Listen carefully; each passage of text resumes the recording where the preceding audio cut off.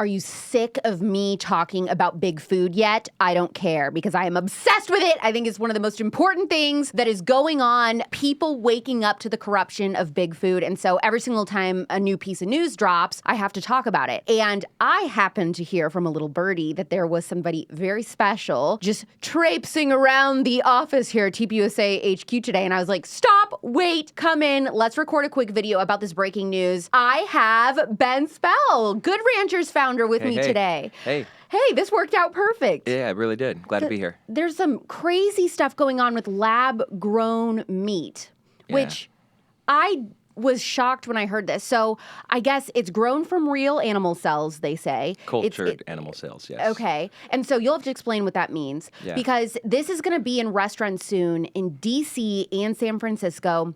And then eventually, I'm sure, nationwide. Yeah. So what in the world is lab-grown meat? And if it's made from animal culture cells or whatever, does that mean it's a good thing? No.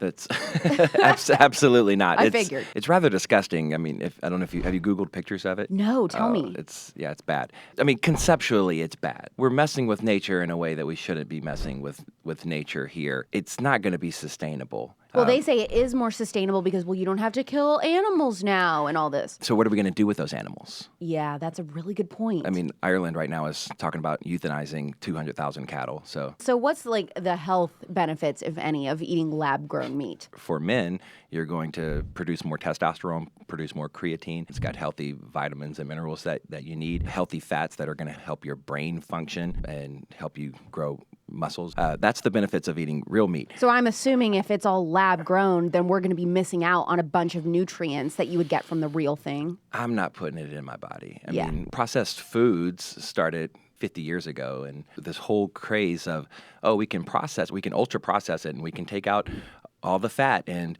it's going to be better for you, and fat-free, and it's going to be healthy, and we can take out saturated fat and substitute it with this synthetic trans fat. And we had decades of that being approved by the USDA and shoved down our throats, thinking that, if it's in the grocery store, it must... If it's on a grocery store shelf, it's safe. Yeah, but now we're seeing all of the data looking back of how bad all the processed food for you is. And the whole thing with all of the processed food was actually trying to be healthier and completely just messed it up and made so many problems in humans, in society. But they say all of those things, all those negative effects are worth it because, due to things like GMOs, which are in all this processed food, that is good for humanity because it feeds more people. So yeah, people are sicker, but they're not hungry, which I just think is so... ludicrous. Yeah.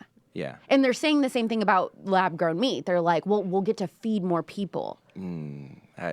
Doubtful. This is money motivated. If you control food, you control the people. Mm-hmm. And we are rapidly giving up our food supply. We are rapidly allowing other countries to buy our farmland. We're importing over 3 billion pounds of beef a year into the U.S. We have an amazing food supply here that we're not leaning on because there's no country of origin labeling law for beef or for pork. So customers go to the grocery store, they think they're buying meat at the grocery store, or even today, people buy meat online from almost all of our competitors, especially the large ones, and you're not getting meat that was born, raised, and harvested in the U.S. It's just packaged here in the United States.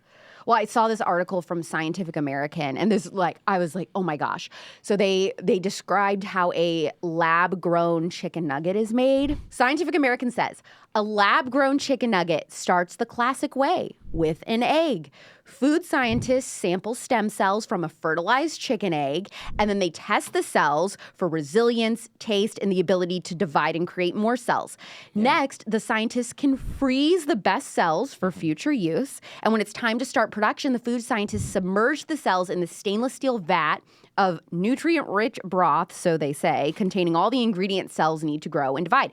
So after a few weeks, the cells begin to adhere to one another and produce enough protein to harvest. And finally, the scientists texturize the meat by mixing, heating, and shearing it. And then they press it into a little chicken nugget shape with a little stencil, cookie cutter thing.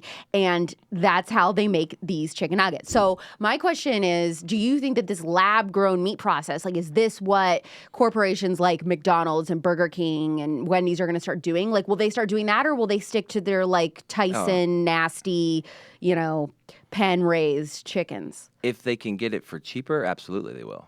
I mean, it's all about bottom line for them. Man, see, that's disturbing. And now they're giving mRNA shots to cattle now. It is being proposed through legislation. Currently, there is no mRNA vaccines allowed in cattle or in livestock in the U.S. But they're talking about They it? are talking about it, and they've been testing it for over a decade. And why should that terrify Americans? You are what you eat.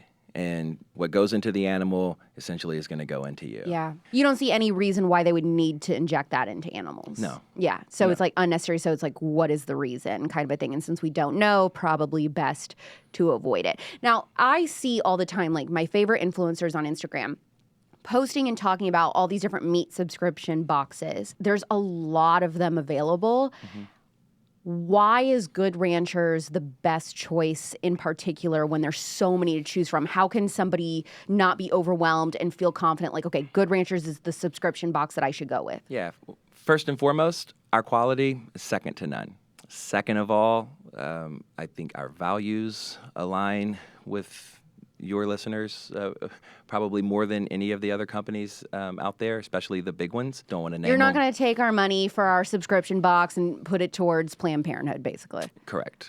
Yeah. Correct. And I also like that you guys have no inflation guarantee for 2 years after you subscribe, right? So like if you sign up for a Good Ranchers box today, you are locked in at that price for 2 years guaranteed. You won't raise the subscription box prices due to inflation or things like that. So no matter who's president, you're good. You're not going to see your price fluctuate on your bill every month. We're paying over 30% more than we were paying a year ago. Ooh. But people who subscribed a year ago, 18 months ago, when we started our price lock, their price hasn't changed, even though ours has continued to climb. And we're also doing 2 pounds of ground beef for 2 years when you subscribe. That just started today, actually.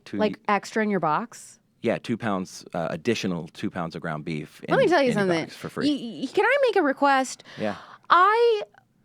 It is hard for me, a single gal living in an apartment by myself. My freezer, I have so much Good Ranchers meat. I don't have room for all of this stuff. So I need you guys to make a single person box that doesn't have as much because you get so much freaking meat. I don't have enough. Sounds like you need to have a dinner party. Well, I need to have a dinner party, but you know what I also do is I'm bringing in frozen meat and handing it out like party favors at the office because I'm like, I don't have room for all of this because you guys send so much. So I think you get a lot for your money. But I'm very excited because you guys have a new seafood box that just came out, and I am a seafood fanatic. I think even more than like steak or anything, if I had to choose one type of meat for the rest of my life, it's seafood, hands down. Like that is my favorite. My audience knows that. Okay. And you guys are only committed to using wild-caught fish in this box.